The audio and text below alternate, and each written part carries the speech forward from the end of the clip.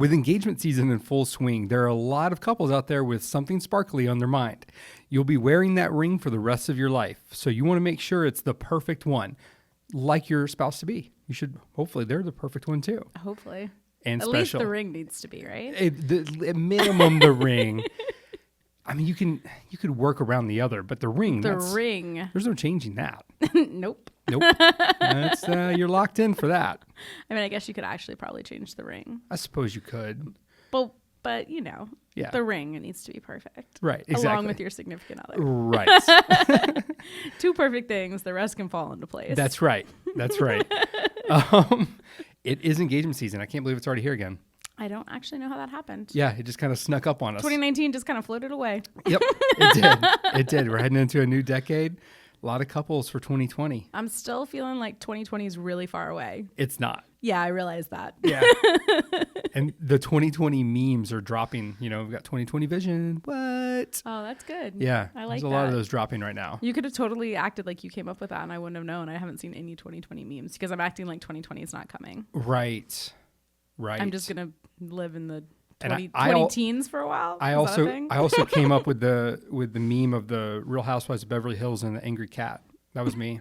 That was all you? Right here. I started that terribleness. Okay, well, I obviously don't believe that because I've obviously seen that meme. Right, but I started it. Someone had to start it originally, and I'm at fault. So you can send all of your angry hate mail to me, Samie at Bustld.com.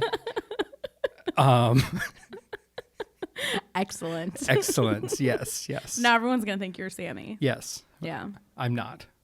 For the record. It could go both ways. It could. Depends on what you're looking for. Thanks for confusing people. Unless you're angry and then in fact he is definitely Samie. Yeah. Exactly. So any Hoosers. That perfect sparkly ring. Special sparkly ring. It's on the mind. The special sparkly ring. Tell me about it. Well, we're going to go over a few things here. Obviously this is maybe more, it's helpful for everybody, but it might be more geared to the person buying the ring. Yeah. I know that for me, when I was buying the ring for you, it was, I did a lot of research. There was a lot that went into this. So don't stress. There's a lot out there, but there's a lot of experts too. So hopefully we can give you guys a first, somewhere to kind of start. And then from there, you'll be able to kind of lean on those professionals that can kind of help you find what you and your spouse, future spouse are really looking for. Yeah. So I think the first thing we're going to talk about is, the shopping for it and costs. Obviously, the most logical place to start. Yeah. So the first question, and I feel like that's the most overwhelming part of it, right? It is. And we hear this question all the time. Should we go shopping together? So what do you think before I answer what I think? What do I think? What do you think? I feel like this one's going to be like one that you have a lot of insight into. Well, Ryan solely picked out my ring. That's true. I did. Yeah. And we don't want to talk about Alabama football on this podcast. But you just talked about Alabama football. And cake. Okay. We've got that out of our system. All right. Now we can talk about rings. We can move on. So, you didn't answer the question. So should you go shopping together? My preference, my thought is yes. Yes, you think they should go shopping together? I'm sorry. My answer is no, they should not go shopping together. My answer is that whoever's the one buying the ring should do that on their own. Okay. That's just my personal opinion. And again, hate mail can go to Samie at Bustld.com. But for me, I liked being able to think about you. Yeah. And what your likes were, what mattered to you, and all those different things, but I'm a gift giver, and I love. That's like literally your love language. So yeah, he's very good at gifts, and he did nail the engagement ring. So it was super, super important for me to really put a lot of thought into what is going to be the perfect ring for Samie. Yeah. Some people don't think that way, so to each their own. But for me, yeah, the long-winded answer is you should do it on your own. Okay. Yeah. I mean, I think it could go either. So my opinion is it could go either way. Yeah. But I think that definitely if you go shopping together, you lose the surprise factor, which could be a good thing or it could be a bad thing. It kind of depends. And then if you're really picky and you want like one specific ring, then you should probably go together because, your significant other is most likely not a mind reader. You can leave hints, and that could help. Right. But if you're like, I need this one exact ring, then it probably would make sense to go together. But it definitely ruins some of the surprise factor. A little bit. Depending. Yeah. Well, it ruins the surprise factor on the ring 100% because you know what it is going to look like. Right. Although I've heard people say that they like go and they pick out like 2 or 3, and then, you know, the other significant other goes and narrows it down. So that's like a good way, kind of like in between. You go together, you choose 3 you like, and then they pick the one that's the best for you. Right. That's like a good in between. Would you have liked to? So I want to flip the question back to you. Would you have liked to have had more say in your ring? No. No. Okay. But I also feel like indecision is that's a real fair. thing for me. That's true. So if I had to look at like a gazillion rings, then I would have freaked out. Yeah. And I've been like, Christmas run tree away. shopping with you. Okay, well, Christmas tree shopping's different because there's one Christmas tree that I want, and it's the biggest one, and that's what I want. Unfortunately, that is not normally what happens, but normally I just want to find the biggest one. So it's a good thing that we didn't go ring shopping together. Yeah, it does. It is the biggest one. Diamond. The biggest diamond would have done it. No, I'm just kidding. No, I wouldn't have. But I'm an indecisive person, so I wouldn't have wanted all those options. It's too much for me. Yeah, so I think if you know your significant other, I mean, that's how you would want to think about it, right? Yeah. It's like what matters to them. And you've probably had the conversation of like whether or not, you know, you guys are going to get married or like where the future's going and all these things. So if it's important to you, you might want to say like, hey, it's really important to me to help pick out the ring. I want to be involved in that process. You know, so I feel like you should kind of have this conversation before the ring comes into. Yeah, that would be kind of crazy if you're just like, this is such a surprise. I didn't even know we were going to get married. This is brand new information. Wow. Yeah, that's heavy. Yeah, that's no. Yeah. Anyways, so you want it to be a surprise, but want to make sure it's the right style. How? You want me to answer these questions? You want to pose them back to me? Maybe I should pose these questions to you. Should we flip-flop Let's today? flip-flop it. Okay. And then I'll let you respond. Okay. And clean up the mess. Okay. All right. Let's go. That's classic What you Samie. got? What you got? So you want it to be a surprise. You want to make sure you get the right style. I think you can ask, I would pick like maybe one friend that you know you can trust, that you know isn't going to say anything. You got to be super selective in that. The more people you tell, the more likely they're going to find out. You need to pay attention, just listen to, you know, things that are said. I think that, Look at their Pinterest board. Pinterest, look at like, but you also know like what kind of clothes do they buy? What kind of furniture do they like? What kind of, you know, accessories do they buy? Those sorts of things, because then you can pick up on the type of person they are, and you can take those descriptors to the store, and you can start to guide the salesperson on kind of what your significant other might like. So like, for instance, for you, you're very classic and traditional and simple, like in your style, right? So like for us, like it was simply going to be a solitaire, had to be on a single band. And then it had to be a timeless diamond. So we went with rounds. But there's going to be different trends and there's different things going on, which you can talk to way more than me. But that's the sort of thing that you want to pay attention to is the person you're going to marry. Like, how would they describe their style? That's a good place to start. Another kind of, never mind. I'm jumping ahead here. Anyways, so you're not used to answering the question. I'm not. Are you? It's a lot of pressure. Oh my gosh. It's a lot of pressure. Anyways, Okay. what would you add on top of that? No, I think that's really good advice. Pay attention, and then if you if you want a particular ring, if you're the one being proposed to, I think talking to a friend or a family member, you know, sending pictures you can show pictures to your partner. You can pin stuff on your Pinterest board and then, let them know, like, I have rings on my Pinterest board. So I think, like, there's ways to, like, show your style. But Yeah. And if you don't know, then just trust your significant other. Yeah. Yeah, I'm surely, I mean. You're about to marry them, so you should know them at least a little bit. Yeah. And I feel like, the ring, I feel like if you know their style, like the ring is a reflection of that in a way. Exactly. Yeah, I agree. That's what I'm saying. Okay, so how do you know what size to buy them? So that's tough. I struggle with that a little bit, actually. What I ended up doing was, because for me, it was super important that the ring could actually fit on your finger. Smart. They say that's bad luck. I don't know who they is, but They. What I ended up doing was I took some of the rings from your jewelry stand. Sneaky. Where I messed up was I apparently took costume jewelry, which is sizes bigger, apparently. You want to make sure you like a ring. Like it doesn't really matter, I guess. But costume jewelry tends to be bigger. But when you take it to the jeweler, they can actually put it on a little ring sizer like rod thing they have, and they'll kind of give you a general idea of kind of where it was. I ended up having yours resized, only to have it resized back to the original size that it was, which is interesting. So you were right the first time. I was right. Yeah, off the shelf was right. Oh. Off the shelf was correct, but I was too afraid of it not fitting. So yeah. I could see that. I feel like I would have been kind of upset about that too. Yeah. Yeah. Also, if you go together, that's like another plus for going together, is that you can literally be sized in the shop.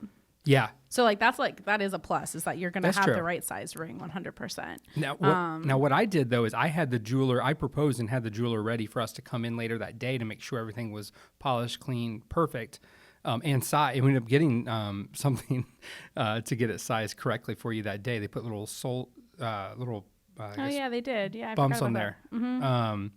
Which is kind of cool. Something to think about. You have options, so ask your jeweler about that. Yeah, that's true. I can't believe I'm answering these questions, guys. Look at you. This is a big deal. But like you said, the rings can be resized like after the proposal Right. too. So it's not like the end of the world if the ring is too small or too big. Right. It's really not. It's really not. It might feel like it in the moment, but it's actually really not. Right. I feel like that happens a lot, and people have to send their ring off. And I've met with brides who come in and they're like, I'm engaged, but like I don't have my ring. It's at the jeweler because it was the wrong size. Yeah. It's like they finally get their ring back like a week later, but it's really actually not the end of the world. So you can always resize it later. Yeah, absolutely. I wouldn't stress about that too much. Yeah.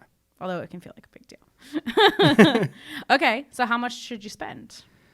Ooh, the old rule I think was 2 months' salary or something like that. Yeah, but now there's really no rule around it. I would say spend what you feel is appropriate for you and your family. Remember, you are starting a family together. Yeah. Remember that you have a wedding to plan.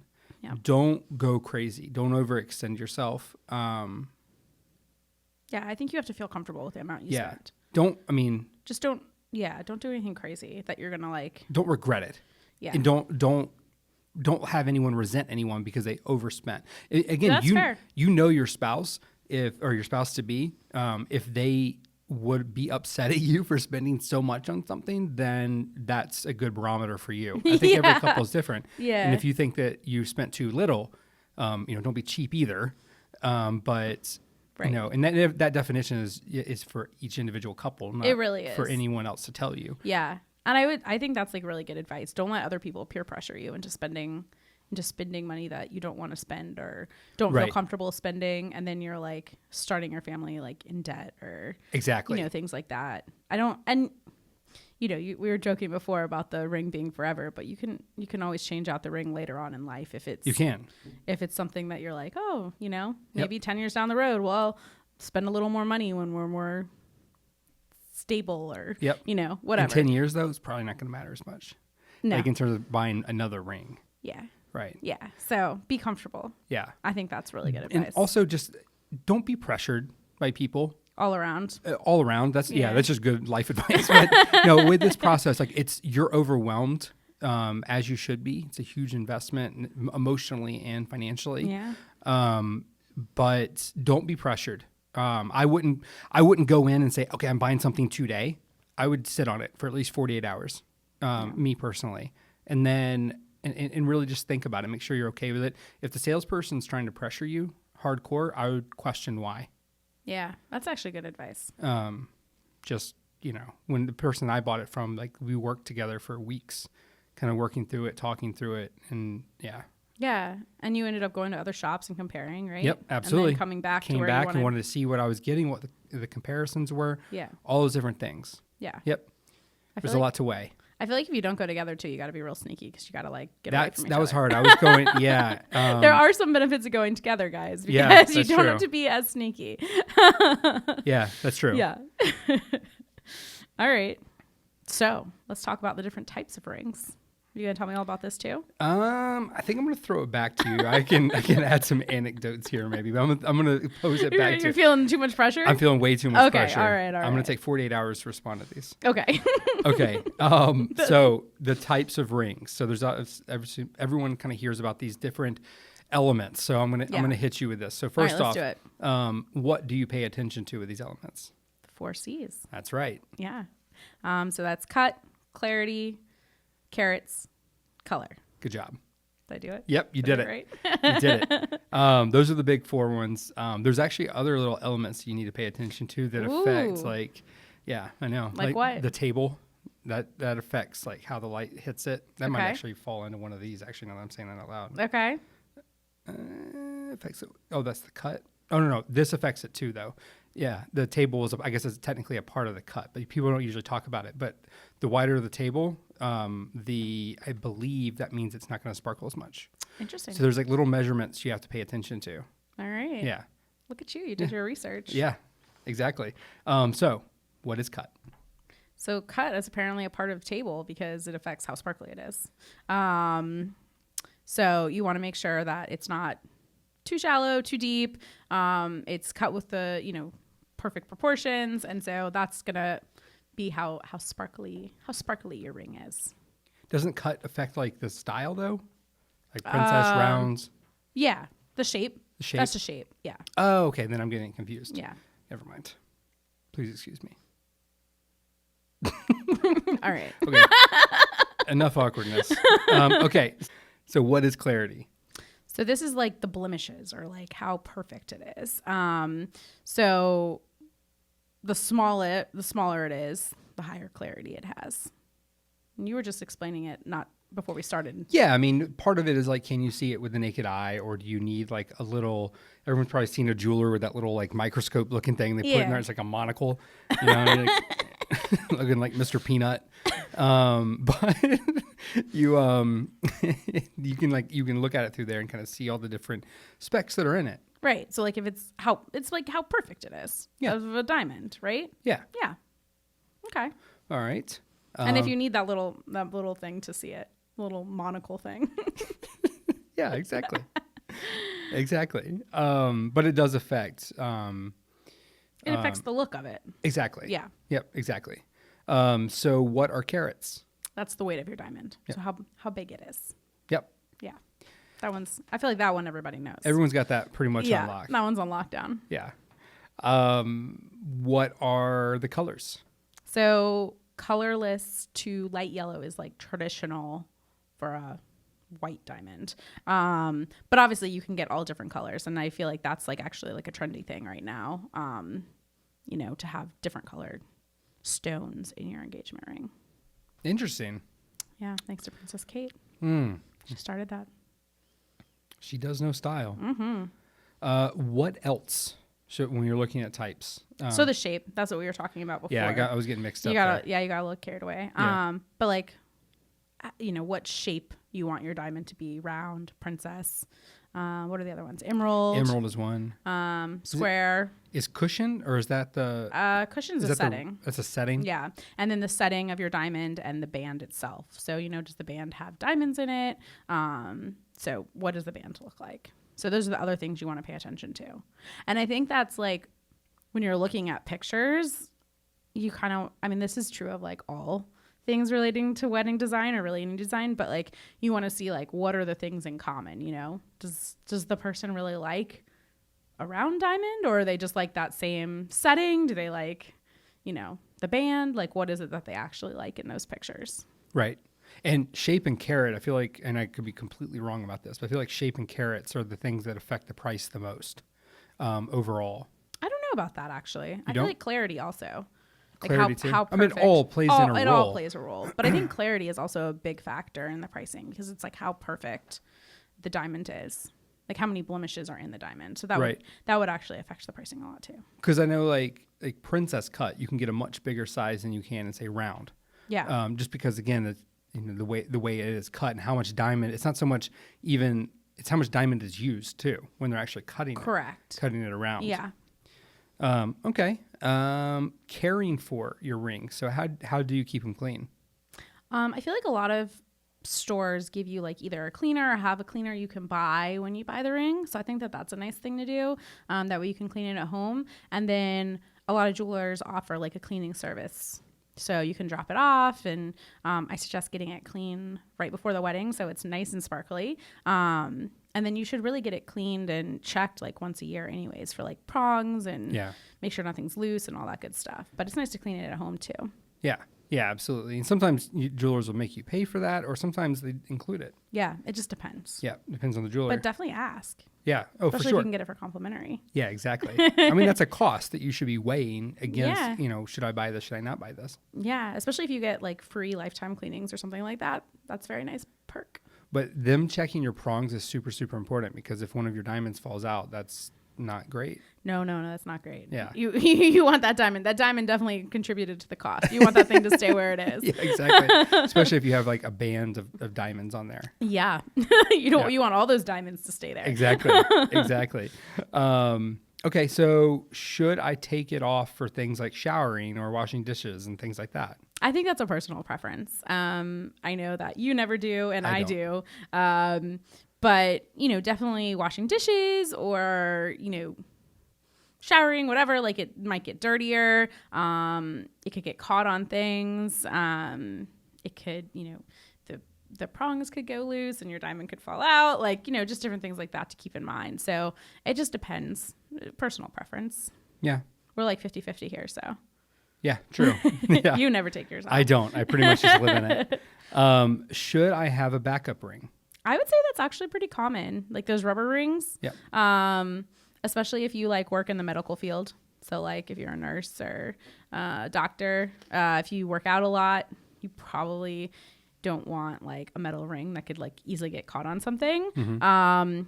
And then I think like a lot of people do it for like travel or like going to the beach and things like that. I mean, I think that we both had fake rings when we went on our honeymoon. Yeah, I did. I got a little silver ring we had bought at one of the little beach shops. Yeah, because we both didn't want to wear like our bands while we were like. Right, and I was still getting used to wearing a ring. I've never worn jewelry before, so like wearing a ring was weird. Remember my cousin on his honeymoon, he like scuba diving. Yeah, scuba diving or something like that. It was like first or second day out on the honeymoon, and his ring fell off in the ocean. So because the water's cold, and yeah, your ring gets and smaller, you're not used to or your it. finger gets smaller. And I think especially like if you didn't have an engagement ring, you're really not used to it. Like at least if you had an engagement ring, you're used to it. True. At that point. Yeah. So I would definitely recommend having a backup ring. Yeah, I think, and now they have all of these cool rubber rings you can. Yeah, there's a lot of cool stuff out there. Yeah. Okay. Well, as far as always, what are best next steps for our couples? I feel like you should answer this question. You've answered all of the other questions at this point. I don't even know how to answer this question. Should I put you on the side? I'll take the first part of it. Okay. So first part is, what should you buy? What should you, do together? That's personal preference. I think you know your future spouse pretty well at this point if you're willing to spend the rest of your life with them. Yeah. So I would recommend thinking as if you were them and what would they like. And I'll let you take the last two. Yeah. Then I think decide like if you want to provide inspiration, how much inspiration you want to provide, who's going to provide that inspiration to your future spouse. And, doing your research as well. If, you know that you want certain rings or how picky you're going to be about it, make sure that you communicate. I think just communicating that so you guys are on the same page is the most important thing.